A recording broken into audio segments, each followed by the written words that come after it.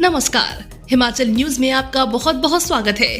चलिए शुरू करते हैं आज की 10 फटाफट बड़ी खबरों से। हिमाचल प्रदेश में टैक्स से मिलेगी राहत, किसानों के लिए आएगी नई स्कीम। हिमाचल प्रदेश के दूध उत्पादकों को और प्रदेश के किसानों के लिए आगामी बजट खुशखबरी वाला हो सकता है। प्रदेश की सुक्खू सरकार ने दूध उत्पादन करने वालों को टैक्स में राहत और किसानों के लिए नई योजनाएं शुरू कर सकती है।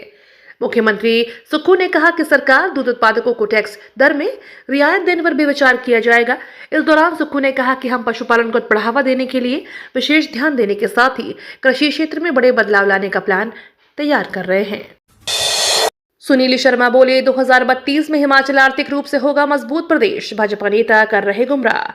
हिमाचल प्रदेश 2032 तक आर्थिक रूप से सबसे मजबूत प्रदेशों में से एक होगा। इस मिशन को लेकर प्रदेश के मुख्यमंत्री सुखविंदर सिंह सुक्खू काम कर रहे हैं। प्रदेश को विकास की नई बुलंदियों पर पहुंचाने के लिए कांग्रेस सरकार दिन रात काम कर रही है। यह बात मुख्यमंत्री के राजनीतिक सलाहकार सुनील शर्मा बिट्टू ने एपीएमसी हमीरपुर के नवनियुक्त चेयरमैन अजय शर्मा के पदभार ग्रहण कार्यक्रम में मीडिया से रूबरू होते हुए कही। अंतर्राष्ट्रीय स्तर पर पदक जीतने वाले हिमाचल के खिलाड़ियों की बढ़ेगी इनाम राशि। अंतर्राष्ट्रीय स्तर पर बेहतरीन प्रदर्शन कर पदक जीतने वाले व विभिन्न स्पर्धाओं में जीत दर्ज करने वाले खिलाड़ियों को मिलने वाली इनाम राशि में वृद्धि होगी। इसको लेकर प्रदेश सरकार ने प्रारूप तैयार करना शुरू कर दिया है। प्रदेश युवा सेवाएं एवं खेल विभाग की ओर से इस दिशा में कार्य किया जा रहा है और इस पर दस्तावेज तैयार होने के बाद इसे लागू किया जाएगा। इसके अलावा हिमाचल में खिलाड़ियों को उच्च स्तर के उपकरण व सुविधाएं भी प्रदान की जाएंगी। राहुल गांधी की बढ़ गई टेंशन, राज्य में कांग्रेस की सरकार। भारतीय जनता पार्टी केंद्र में लगातार तीसरी सत्ता हासिल करने के लेकर आश्वस्त दिख रही है। इतना ही नहीं, बीजेपी के नेतृत्व वाले राष्ट्रीय जनतांत्रिक गठबंधन ने इस बार लोकसभा चुनाव में 400 सीटें जीतने का लक्ष्य रखा है। ऐसे में अगर बीजेपी को अपना टारगेट हासिल करना है तो उसे उन राज्यों में बेहतर प्रदर्शन करना होगा जहां विपक्षी दलों की सरकार है। फिलहाल कांग्रेस की 3 राज्यों में सरकार है।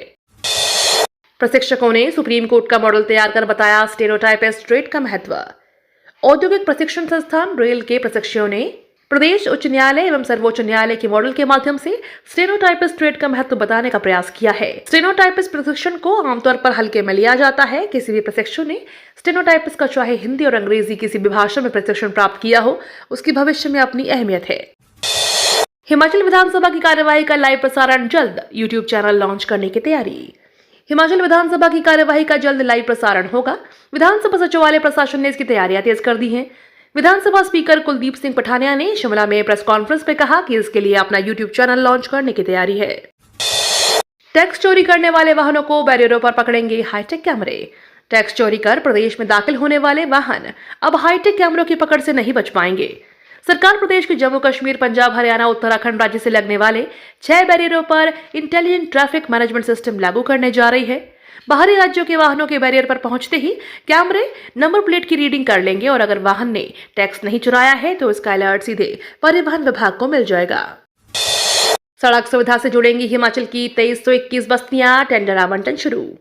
हिमाचल में 1 साल के भीतर सरकार ने 17,882 में से 15,561 बस्तियों को सड़क से जोड़ दिया है। कुछ सड़कें नाबार्ड जबकि कई सड़कें प्रधानमंत्री ग्रामीण सड़क योजना चरण 3 के तहत सड़कों के टेंडर आवंटित होने शुरू भी हो गए हैं।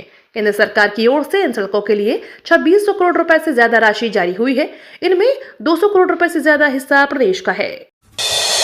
हिमाचल के सरकारी स्कूलों में अंग्रेजी मीडियम लागू, 5.5 साल के बच्चे ले सकेंगे एडमिशन। हिमाचल प्रदेश के विंटर क्लोजिंग स्कूल 42 दिन अवकाश के बाद खुले हैं। शिक्षा के क्षेत्र में कई बदलाव लागू होने जा रहे हैं। सरकारी स्कूलों में अंग्रेजी मीडियम पहली बार अनिवार्य किया गया है। वहीं पहली कक्षा में दाखिले की उम्र भी 5.5 साल कर दी गई है।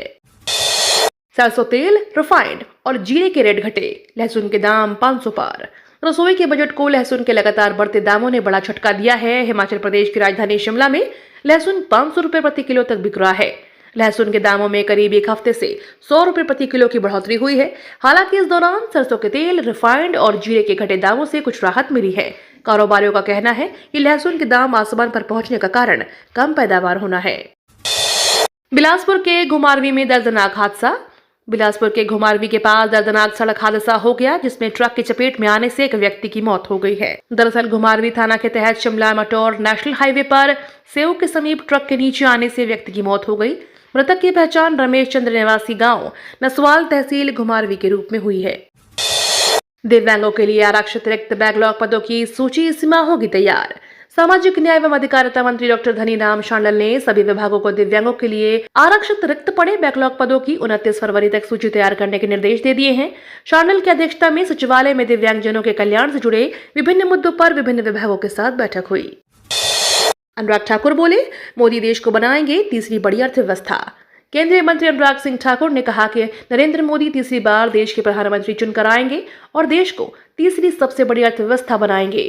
वह ऊना नगर परिषद के वार्ड नंबर 10 में गांव चलो अभियान की जनसभा को संबोधित कर रहे थे। सबसे पहले अनुराग ने बाबा बालजी आश्रम कोटला कला ऊना में चल रही श्रीमद् भागवत कथा में संत बाबा बालजी महाराज का आशीर्वाद लिया। अग्निवीर भर्ती के लिए 13 फरवरी से 22 मार्च तक होगा पंजीकरण। भारतीय सेना में अग्निवीर के वर्ष 2024-25 के लिए सिरमौर, शिमला, सोलन, किन्नौर के युवाओं के लिए भारतीय सेना की विभागीय वेबसाइट पर पंजीकरण आज से 22 मार्च तक किया जा सकेगा। भर्ती कार्यालय शिमला के निदेशक कर्नल पुष्पिंदर कौर ने बताया कि सभी योग्य उम्मीदवारों को वेबसाइट पर पंजीकरण करना अनिवार्य है। शिमला के मध्य और उच्च पर्वतीय कई क्षेत्रों में बारिश और बर्फबारी के आसार।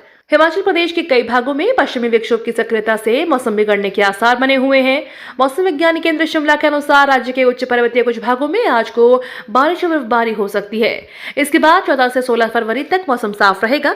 17 फरवरी की रात से एक ताजा पश्चिमी विक्षोभ सक्रिय होगा। ये तो थी आज की 10 बड़ी खबरें। डेली खबरों से अपडेट रहने के लिए चैनल को सब्सक्राइब करना बिल्कुल ना भूलें।